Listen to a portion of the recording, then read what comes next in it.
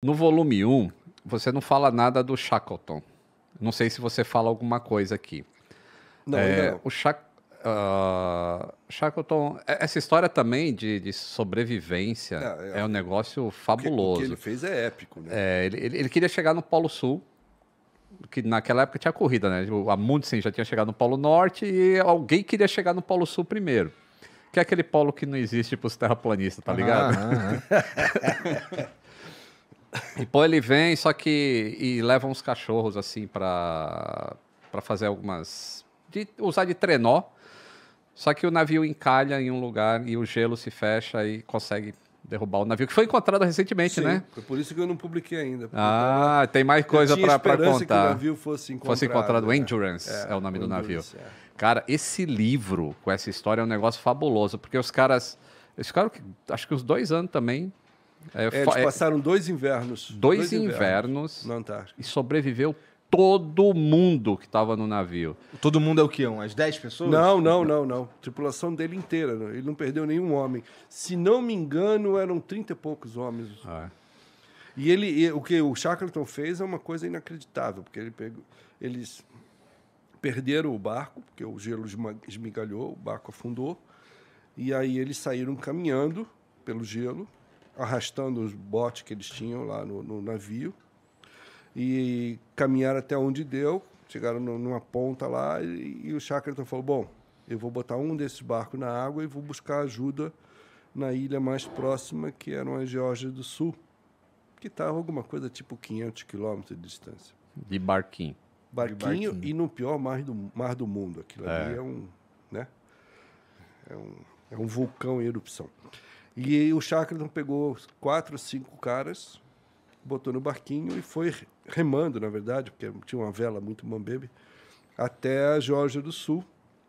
Essa foi a verdadeira travessia épica, tá?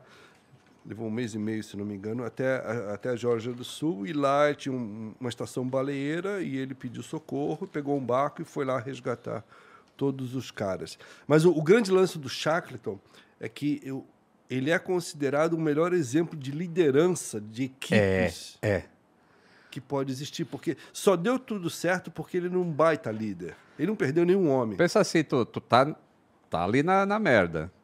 Aí chega um cara e fala, eu vou com mais 3 caras aqui pra tentar encontrar um salvamento pra gente. Tu tem que confiar muito no cara, pra ficar num lugar ali onde tu só vai comer tartaruga... Foca. Tartaruga não, foca. Comer só foca. Pinguim. E os caras acreditaram. E, acreditou, mas, acho que ele volta em uma semana, né? Só pra ir foi mais de 1 mês. Cara, e depois ele tinha que convencer o pessoal, que ele foi parar na Argentina, né? E tinha que convencer pra ir o resgate. Quando ele chegou na ilha Geórgia do Sul, que é uma ilha absolutamente inóspita, tinha só um povoadinho lá numa ponta da ilha. Eles chegaram numa parte da ilha que eles não tinham como contornar a ilha.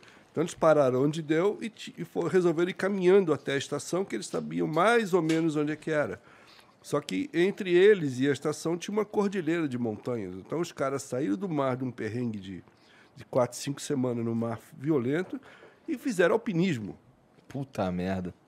Impressionante. Né? Impressionante essa história. A história do Shackleton. Isso aí, essa história... Bom, isso tudo acontece em que década?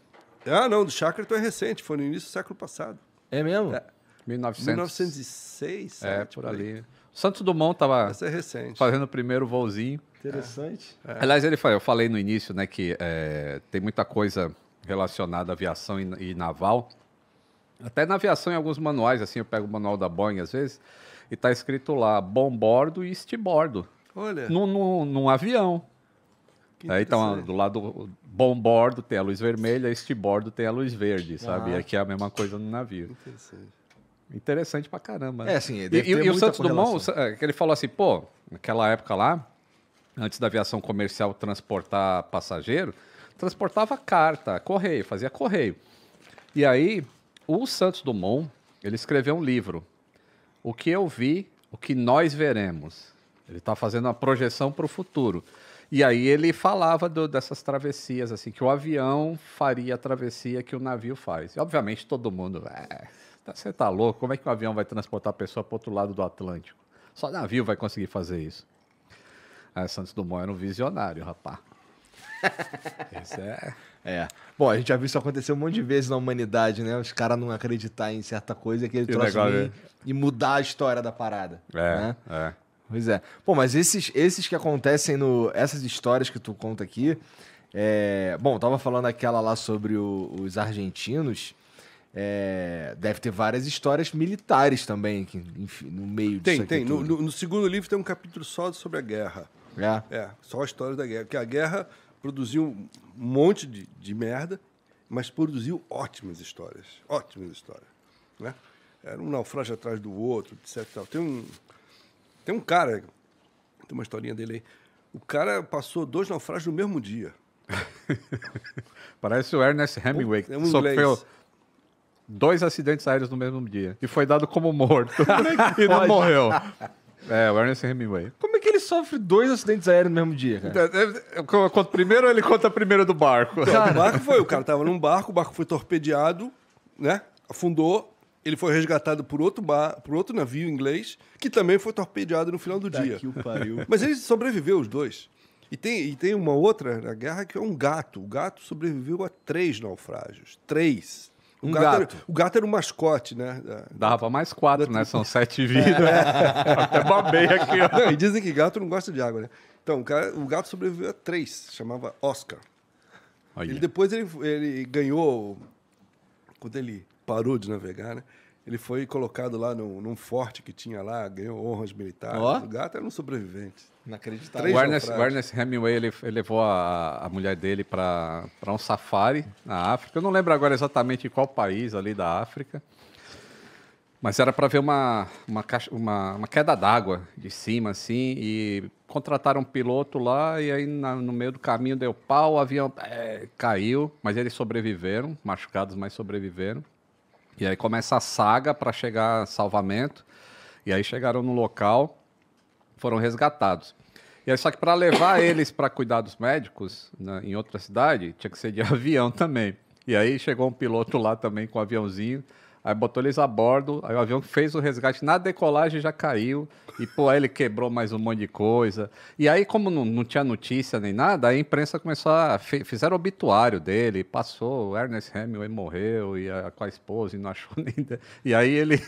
Foi engraçado que aí um monte de jornalista voou da Inglaterra, dos Estados Unidos, para cobrir a matéria lá na cidade, para esperar chegar o corpo, e aí chegar ele vivo no hotel. Bêbado, inclusive. Bêbado pra caramba, para aguentar dor, né? Caraca, cara. 2 acidentes, praticamente no mesmo dia, sortudo ou é azarado esse cara?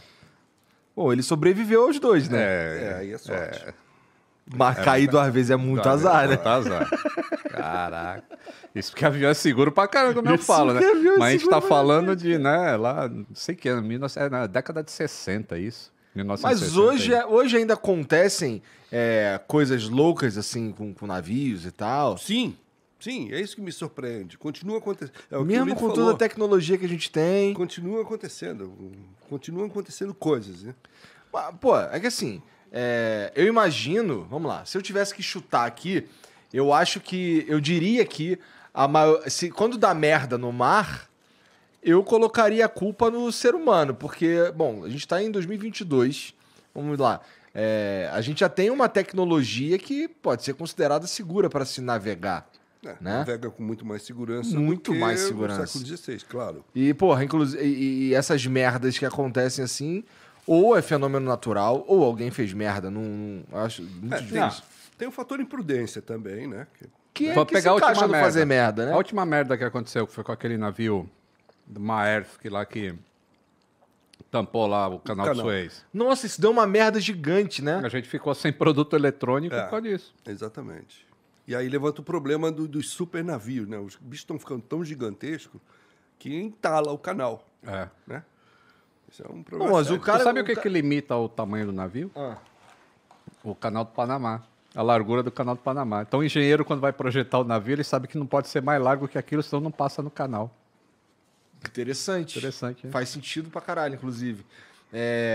Mas, porra, o cara que vai tacar ali um navio, parece que ele chegou com o navio na época errada, não é? Foi uma parada assim? No canal? Que entupiu? Por que ele entupiu? Vai, eu posso estar falando merda aqui. Eu não conheço o final do inquérito, mas o que eu sei, ele alegou, o comandante alegou que ele foi surpreendido por uma ventania muito forte que deslocou o navio, ele perdeu o controle do navio, o navio encalhou na margem. Como o canal é estreito e o navio era gigantesco, o problema é o tamanho do navio. O navio entalou o canal, né? Mas isso acontece lá e acontece no canal do Panamá, que ele está falando. Né? Então, o problema é que os bichos estão muito grandes, cada vez maiores. E cada vez lança um navio maior ainda, maior ainda. E parece que nesse... Tem navio porta-container que carrega 5.000 containers. Sabe o que é 5.000 containers? Cara, eu não consigo imaginar. Não, 5.000 containers. Um container é essa sala aqui. Imagina 5.000. E parece que também deu um negócio político lá, né? Porque o navio, a tripulação era não sei da onde, eles não podiam descer lá, sair, e não estavam ganhando salário e... Deu uma merda gigantesca. Eu às vezes fico irritado com a imprensa, porque falta o final da história, meu. Tu só sabe disso. E aí, o que aconteceu com os caras? Estão lá ainda? É isso que eu tô falando. Eu não tenho acesso ao final do inquérito. Eu não sei nem se o inquérito já terminou para determinar tudo. Né? Mas... A gente lê no volume 3 dele. Para todo mundo, né? Para todo mundo, porque o mundo inteiro sofreu a consequência daquele navio entalado lá. Parou de chegar mercadoria, parou de chegar chip, né? Então, foi um caos. Foi feito em cadeia, né? Uma das histórias que eu li, assim, que aí particularmente eu me senti... Não parte da história, mas eu falei, pô, isso aqui eu vi de perto.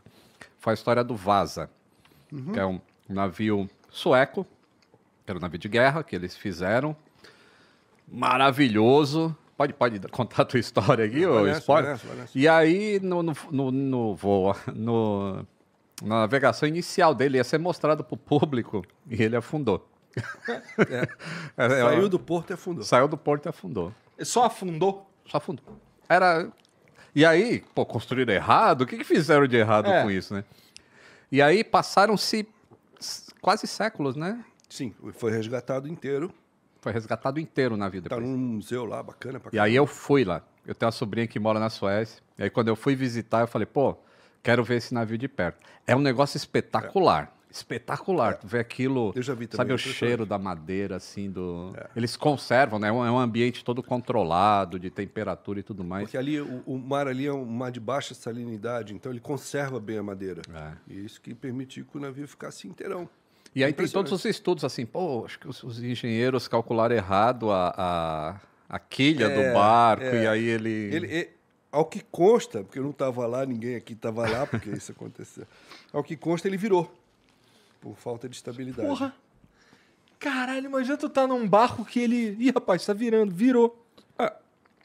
Não vira, né? E aí, ele tinha aquelas janelinhas onde ficavam os canhões. Então ele virou, aí começou a entrar água por ali, ele foi embora. E morreu gente, né? Morreu marinheiro. Sim. Morria muita gente no passado, né? Muita gente. O normal era morrer, entendeu? O normal era morrer. Acho que nem na aviação também, no início. Porque tinham sobreviventes nas viagens. Mas os caras eram bravos, né? Os caras eram heróicos, né? Especialmente quando eles entravam nessa pira de procurar especiaria, de descobrir continente, né? Onde que é as Índias, né? Pô, a história... Eu não li muito a respeito, mas é um negócio que me fascina também. É os vikings, cara. Os caras dominavam os oceanos muito, muito antes dos navegadores portugueses. É verdade. E, pô, que tecnologia que eles tinham para...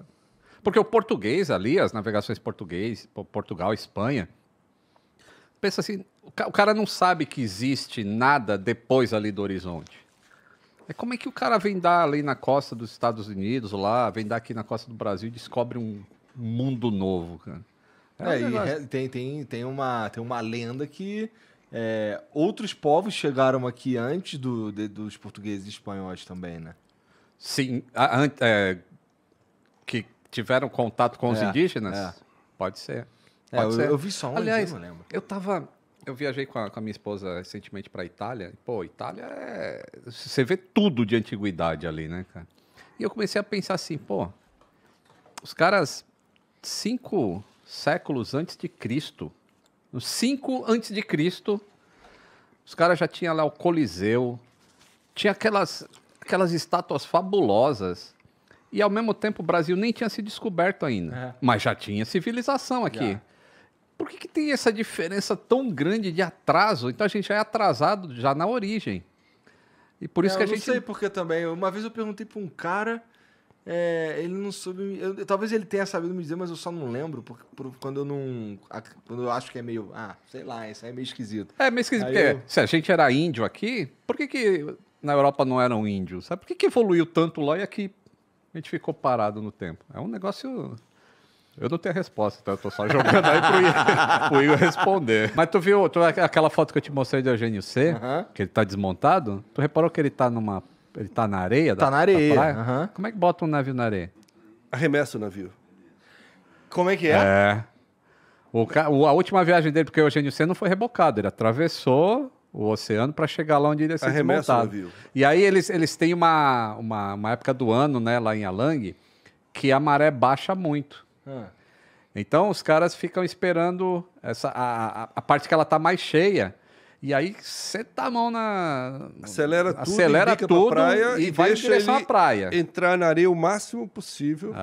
Aí quando a maré desce, aí ele tá ali pronto para os caras começarem a morrer lá. É bem primitivo o loucura. É bem primitivo. Tá, e aí... desmonta o navio na mão. Não tem o riscozinho dele virar quando ele... Não, ele encalha. Ali ele encalha. Ele entra na areia, embaixo. Vai e para, né? E daí não sai mais. Mas também não vai sair, vai ser desmontado. Vai ser desmontado todo. Mas lá é ruim, né? Porque... Lá a quantidade de gente de trabalho lá dizem que inclusive teve investigação, crime contra a humanidade com os trabalhadores lá, sabe? Que eles estão expostos a... Os caras caem de lá de cima. E o cara nem... menos um. Os caras operam maçarico dentro de tanque de combustível que não tem combustível, sabe? O cara... Coitado lá. É muito, muito deprimente. E você que tá assistindo esse vídeo aqui no Talk Flow, dá pra você virar membro, cara, do Flow agora. É um botãozinho do lado do botão de se inscrever. A gente faz um programa semanal só pros membros. Olha. Então fique esperto aí. Se quiser virar membro, tá bem aqui do lado, é mó merreca, custa menos de R$8, irmão.